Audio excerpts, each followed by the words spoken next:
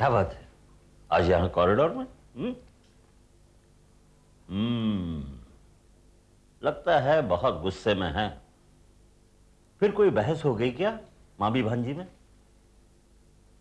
वैसे है कहाँ प्रीति? मैंने उसे कमरे में बंद करके रखा है। मगर क्यों? आप भी सुनेंगे तो यही कहेंगे मैंने ठीक ही किया। अरे मगर हुआ क्या? फिर से निकली थी राज से मिलने। वो उसकी पहली वाइफ है ना, क्या नाम, मोहिनी। मोहिनी की तरह सज धज के। मगर तुमने उसे रोका ही क्यों? मतलब क्या मैं उसे जाने देती ये बचपना करने? आसावरी, बचपना वो नहीं, तुम कर। थोपो मुझ पर ये सब थोपो, लेकिन जब कल नाक कटवा कर घर में बैठेगी ना तब भुगतोगे। ऐसा कुछ नहीं होगा। राज अच्छा लड़का है और प्रीति समझदार है। ना समझो की तरह बिहेव तुम कर रही। देखिए आप इस तरह मुझे कुछ मत बोलो, एक शब्द भी मत बोलना। मैं अच्छी तरह जानता हूं कि तुम्हारे दिल में क्या है। तुम उन दोनों को अलग करना चाहती हो। हाँ मैं चाहती हूँ, इसी में सबकी भलाई है, प्रीति की भी और आपकी भी। मेरी भलाई किसमें है मुझे मत समझाओ, और प्रीति की जिंदगी को नर्क बनाना बंद करो। जाओ दरवाजा खोलो। मैं नहीं खोलूंगी, आप कुछ भी कीजिए, मैं उसे आज नहीं जाने दूंगी। तुम दरवाजा खोलोगी भी और उसे जाने भी दो। अगर तुम ऐसा नहीं करोगे तो मैं करूंगा। आपने ऐसा किया ना तो मुझसे बुरा कोई नहीं होगा। क्या करोगी? क्या करोगी तुम? आइंदा इस तरह धमकियां देकर मुझे रोकने की कोशिश मत करना, समझी?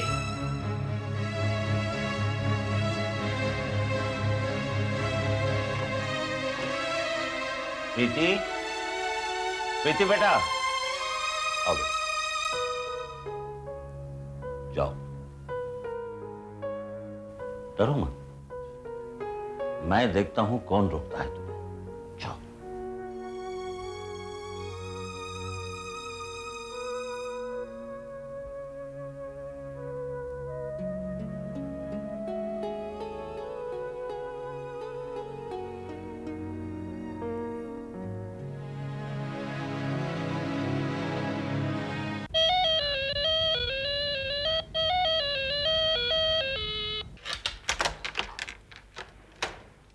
तुम इस वक्त? जी मैं रात से मिलना चाहती हूँ। एक मिनट, तुम्हें अंदर आने के लिए कहा? जी वो इतनी भी तमीज नहीं तुम्हें? जी एक्चुअली बात यह है कि मामी ने मुझे यहाँ आने से मना किया है, और सुबह से ना मेरी रात मना किया था तो जरूरत क्या यहाँ आने की? मैंने कहा ना मैं रात से मिलना चाहती हूँ। क्यों? क्यों मिलना चाहती थी? क्या बात करना चाहती थी? मेरे खिलाफ भड़काना चाहती थी? जी मैं राज को आपके खिलाफ क्यों भड़काऊंगी? वाह वाह वाह, इतनी भी भोली मत बन। इस भोली सूरत के पीछे क्या पाप छुपा है ये मैं अच्छी तरह जानती हूँ। देखिए आप बिल्कुल गलत सोच रही हैं। क्या मैंने आपके खिलाफ कभी कुछ कहा है? जबान तो देखो कैसी कैंची की तरह चल रही है। क्या यही सिखाया है तुम्हें तुम्हारे घर वालों ने?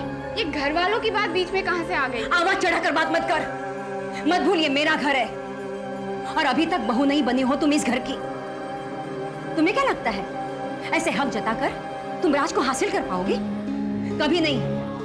दुनिया इधर की उधर हो जाए, मैं इस बात को कभी होने नहीं दूंगी। मुझसे मेरे बेटे को कोई छीन नहीं सकता, समझी तुम? कोई छीन नहीं सकता। उल्टे जवाब मत दो। मैं क्या पागल हूं? मैं कुछ समझती नहीं हूं? क्यों क्यों कर रही हो तुम ये सब? क्यों कर रही हो? माँ जी मैंने ऐसा क्या किया? मेरे बेटे को मुझसे छीनना चाहती हो तुम, और कहती हो माँ जी मैंने ऐसा क्या किया? जी अगर मैंने गवार की सब्जी बना दी तो क्या बना सकते हैं? गवार की सब्जी राज को पसंद नहीं है तो क्यों बनाई है तुमने? लेकिन उन्हें पसंद है। अब तू सिखाएगी मुझे उसको क्या पसंद है क्या नापसंद है? मुझसे कोई गलती हो गई हो तो प्लीज प्लीज मुझे माफ कर दीजिए। एक गलती हो तो माफ कर दो। बार बार गलती करती हो, कैसे सहूं मैं तुम्हें? तुम क्या समझती हो इस तरह तुम मेरे बेटे को वश में कर लोगी? खबरदार खबरदार, ऐसा कभी सोचा भी तो।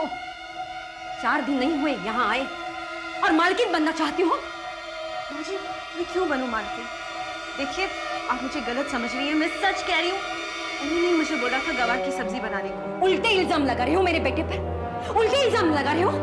कैसी औरत है तू? ये तो करता है तुझे तो मैं। क्या हो रहा है सब? क्या हो रहा है? सुना तुमने? ये कह रही है कि गवार की सब्जी बनाने की तुमने इसे कहा। हाँ, मैंने इसे कहा था गवार की सब्जी बनाने की। तुमने कभी छुआ तक नहीं गवार की सब्जी को, और ये कहती है। माँ होश में आइए, होश में आइए और संभालिए अपने आप को। क्या हो रहा है ये सब? हाँ, क्या हो रहा है? क्यों अपने आप को संभालिए माँ, माँ प्लीज।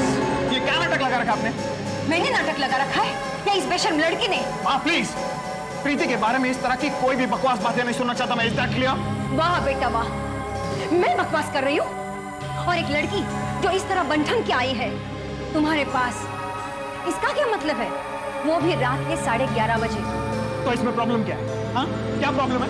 प्रीति और मेरी शादी होने वाली है, और अब प्लीज फॉर हेवंस सेक अब हमें डिस्टर्ब मत कीजिए।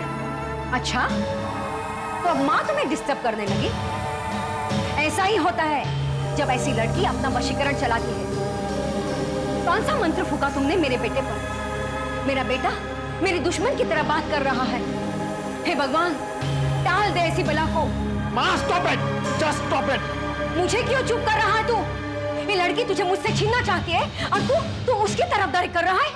मैं किसी की तरफदारी नहीं कर रहा हूँ, और ना ही मुझे कोई आपसे छीनना चाहता है, समझिए आप? उल्टा आप ही हम दोनों के बीच में आ रही हैं। लेकिन एक बात सुन लीजिए माँ, एक बार जो हो चुका है उसे मैं दोबारा रिपीट नहीं होने दूंगा।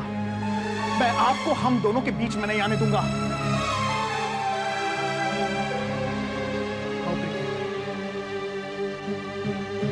राज, राज, राज! आप अपनी सलाह अपने पास रखिए। मुझे क्या करना है मैं आपसे बेहतर जानता हूं। रणवीर जी, ये अच्छा नहीं लगता कि पति के होते हुए भी पत्नी अपनी बेटी के साथ घर से अलग रहे। वर्मा जी, मैं अच्छे और बुरे पर आपसे बहस नहीं करना चाहता। अगर आपको अच्छाई की इतनी फिक्र है, अच्छाई आपको अगर इतनी अच्छी लगती है, तो आप उसका बंडल बांधिए, अपने कंधे पे धरिए और चलते बनिए यहाँ से। मैं बुरा हूं, मुझे मेरी बुराई के साथ रहने दीजिए। वैसे किस हैसियत से आप मुझे अच्छाई पर भाषण देने आए हैं? और क्या हक था आपका जो आपने मेरी बच्ची और मेरी बीवी को अपने घर पर रखा? जरा ठंडे दिमाग से सोचिए रणवीर जी, लोग क्या कहेंगे? अरे बाहर में गए लोग, मैं लोगों की परवाह करता हूँ? लोगों की परवाह तुम जैसे आदमी करते हैं, मेरे जैसा इंसान नहीं। हम खानदानी लोग हैं, हमारे सामने लोग वही बात करते हैं जो हम सुनना पसंद करते हैं। हम लोगों को हुक्म देने में यकीन करते हैं। आपकी तरह डरे डरे सहमे सहमे हाथ जोड़कर भीख मांगते हुए किसी को सलाह देने में यकीन नहीं रखते। भेजा चाय वापस।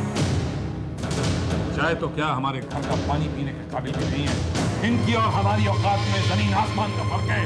लोग क्या कहेंगे कि हम ठाकुर रणवीर सिंह नौकरों की औकात के लोगों के साथ बैठकर चाय पी रहे हैं? रणवीर जी, अगर आप एक बार फिर से बस कीजिए, अब मुझसे ये तमाशा और नहीं देखा जाता। किस मिट्टी के बने हैं आप में जरा सी भी शर्म नहीं बची? सुना नहीं आपने क्या कहा रणवीर जी ने? आरती प्लीज तुम मत बोलो। नहीं, मुझे बोलने दीजिए। रणवीर जी, आप ठीक कह रहे हैं। हम जैसे छोटे लोगों की बात ही कुछ ऐसी होती है जिसकी वजह से हमसे किसी का दर्द नहीं देखा जाता। शायद इसी वजह से हम किसी भी इंसान के लिए, भले ही उससे हमारा खून का रिश्ता हो या ना हो, हम उसके लिए बेइज्जत होने को तैयार हो जाते हैं। कितने बेशर्म है ना हम, और आप कितने शर्मदार हैं। आज तक हमने सुना था कि देने वाला बड़ा होता है और मांगने वाला छोटा, पर आज आपने इस बात को छुटला दिया, ये साबित करके कि मांगने वाला बड़ा होता है। ये मेरे पति, मैंने इनके साथ 25 साल बिताए, पर आज पहली बार मुझे यह एहसास हुआ कि इनका कद कितना ऊंचा है। इन्होंने अपनी 40 साल की कमाई हुई इज्जत को दांव पर लगाया। किस लिए? एक ऐसी बच्ची का दिल रखने के लिए जो उनकी कुछ भी नहीं लगती। और आप तो इतने छोटे हैं जो इनके बड़प्पन को भी नहीं समझ सके। हो सके तो हम जैसे छोटे लोगों का नमस्कार कबूल कीजिए। चलिए।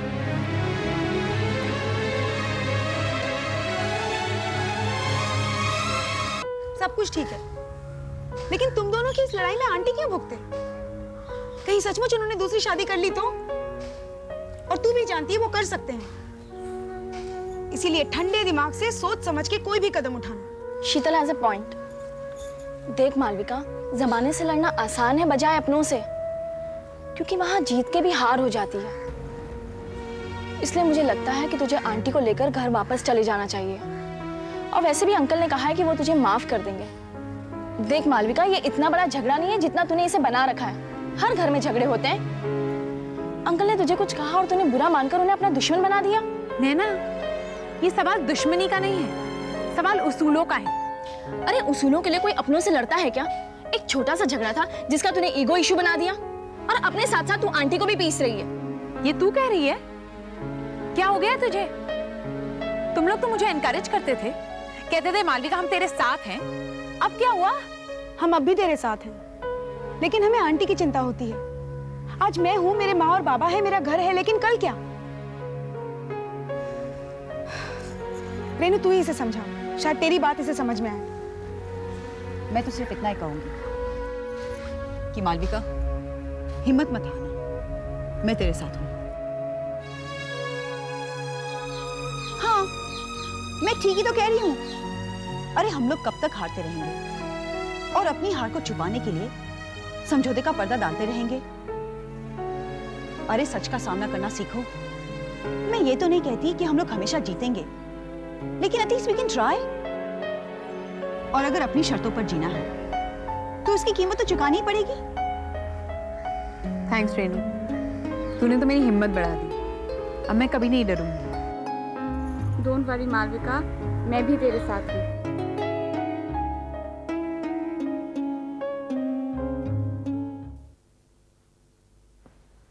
मामी जी,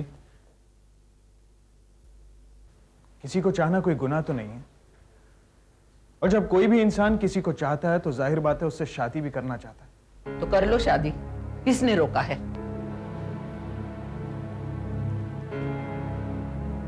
रोका तो किसी ने नहीं है मामी जी, और अगर कोई मुझे रोके तब भी मैं प्रीति से शादी करके रहूंगा। लेकिन मैं नहीं चाहता कि हमारी शादी से कोई भी नाखुश हो। तुम्हारे कहने का मतलब ये है कि मैं शादी के खिलाफ हूं? मामी, राज के कहने का मतलब है। मुझे बात करने दो मामी जी, मैं आपके बेटे जैसा हूं, मैं ये कैसे कह सकता हूं? लेकिन मैं एक बात जानना चाहता हूं, मुझ में ऐसी कौन सी खराबी कि आपको ये रिश्ता मंजूर नहीं है? मैं एक डॉक्टर हूं, अच्छे खासे रुपए कमा लेता हूं, प्रीति को पसंद करता हूं और उससे बेहद प्यार भी करता हूं। तुम प्रीति से प्यार नहीं करते, तुम अपनी पहली बीवी से प्यार करते हो जो मर चुकी है। उसी की शक्ल तुम प्रीति में देखते हो और इसलिए उससे शादी करना चाहते हो।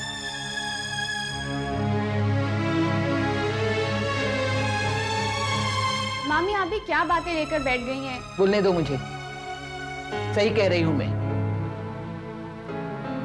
इसी वजह से मैं तुम्हारी शादी के खिलाफ हूं।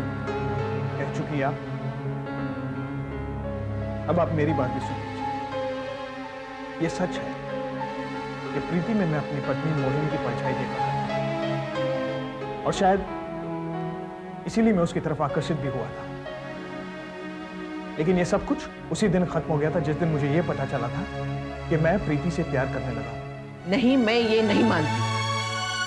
मामी, अगर राज मुझ में अपनी पहली बीवी की शक्ल देखता है तो इसमें बुराई ही क्या है? मैं राज से बहुत प्यार करती हूँ और मैं हर हाल में उससे शादी करने के लिए तैयार हूँ। मैं हर कीमत पर राज के साथ रहना चाहती हूँ। तू नादान है, समझ नहीं रही है। मामी, तुम नहीं समझ रही हो। ठीक है, अगर तुम समझती हो कि राज मुझसे इसलिए शादी करना चाहता है क्योंकि वो अपनी पहली बीवी को नहीं भुला पाया है, तो कोई बात नहीं। मैं राज के लिए इसकी पहली बीवी बनने के लिए भी तैयार हूँ।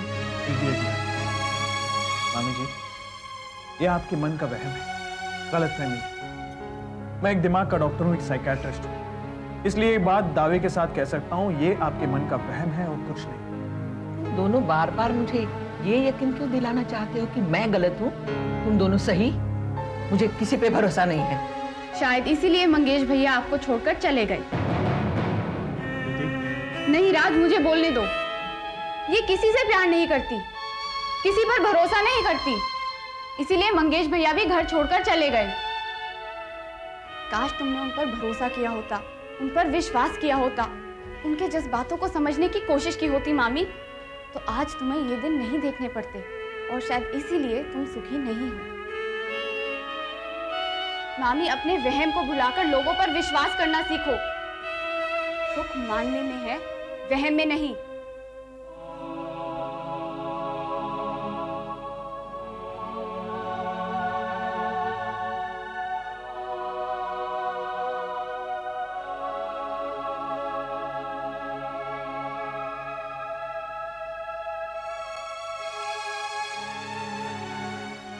बेटा, हम तो सिर्फ इसलिए वहां गए थे कि हमें लगा था शायद हमारे जाने से कुछ बात बन जाए। बाबा, जाने से पहले मुझसे एक बार पूछ तो लेते आप।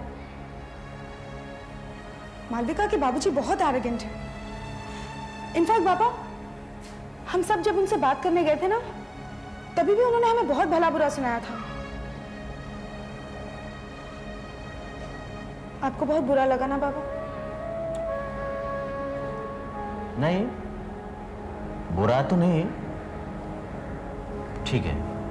हाँ, लेकिन तेरी माँ को बहुत बुरा लगा। हाँ, बुरा लगा मुझे, और मैं इस बात को छुपाऊंगी नहीं।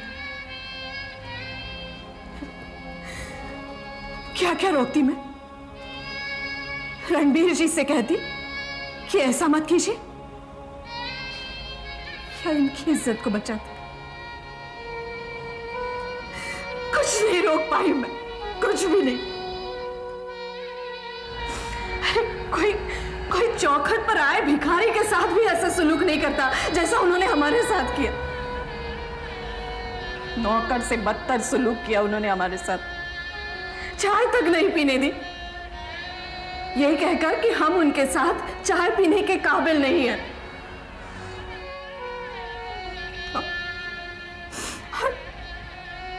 बस ये तमाशा देखती रही, कुछ नहीं कर सकी मैं। क्या बिगाड़ा था हमने उनका? उनकी बेटी के खातिर ही हम उन्हें समझाने गए थे ना, और उसका ये नतीजा। बस करो माँ, प्लीज, मुझे नहीं सुनना कुछ। बेटा, मैं तुझे ये सब बताना नहीं चाहती थी, पर क्या करूं, अपने आप को रोक नहीं पाई।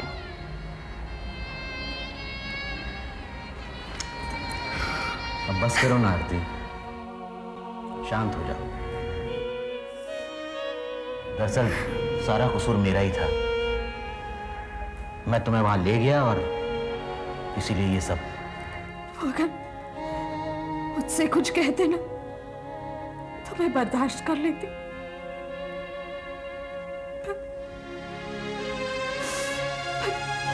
इनकी बेइज्जती मैं कैसे बर्दाश्त कर लूं?